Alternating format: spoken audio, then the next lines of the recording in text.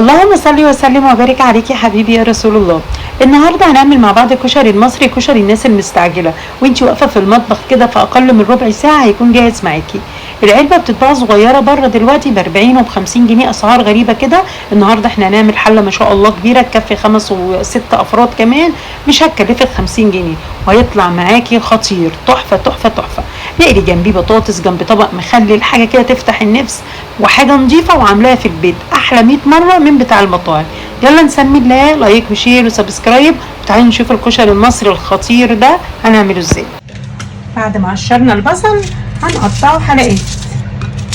نحط معلقه ملح، معلقه الملح دي اللي هتديله طعم وتخليه كريسبي وجميل جدا. افتح البصل كده من بعضه كده، حطيت الزيت وسخنته كويس جدا، وكتري شويه الزيت عشان هنستخدمه في بقيه الطبخه بتاعت.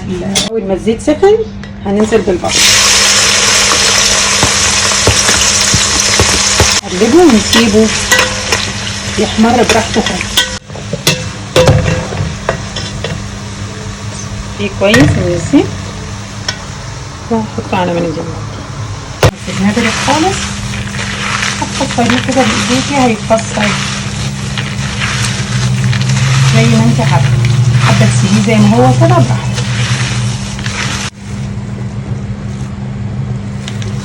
بعد كده جبت العدس هنغسله كويس جدا جدا وهقولك ليه دلوقتي. بعد كده اخدت شويه من الزيت عشان نكمل بيهم الوصفه، وبقيه الزيت ده هنحط عليه الميه كده. الميه بعد ما غليت هنحط الملح، الكمون، وهنحط العدس بعد ما غسلناه كويس. هنقلبه وهنسيبه يغلي غلوتين 3 كده، يعني يستوي نص تسويه قبل ما نحط الرز. العدس بعد ما استوى 3/4 سوا هننزل بالرز. طبعا غسلناه وسيبناه يطلع. طبعا الملح مظبطينه. هنقلبه، هي الميه لازم تكون مغطيه الرز كده عشان يطلع معاكي مفلفل ما يعجنش.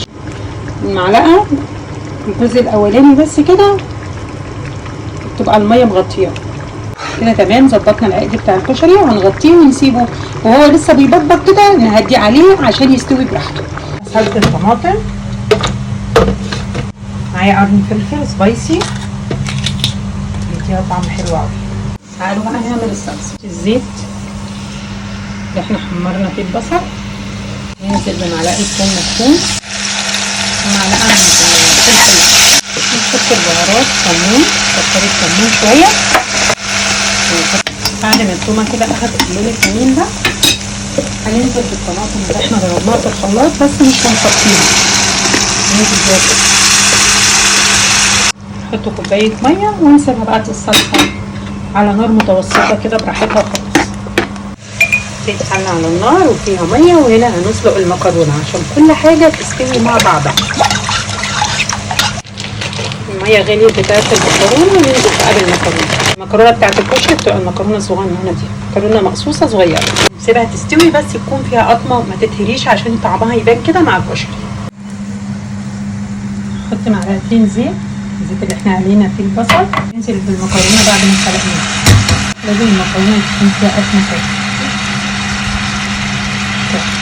ربع معلقه صغيره كده فلفل اسمر، طعم حلو جدا كده ان شاء الله. هدي عليه ونسيبه يستوي براحته خالص. انا بحط الكيسه ديت عشان يستوي بسرعه. انا احط الاول الكشري، المكرونه، طبعا كل واحد حسب ذوقه بقى. بعدين نحط الصلصه، بعد كده نحط البصل. الله، احلى طبق كشري، كشري الناس المستعجله، مش هياخد وقت مني خالص ويطلع ما شاء الله تحفه.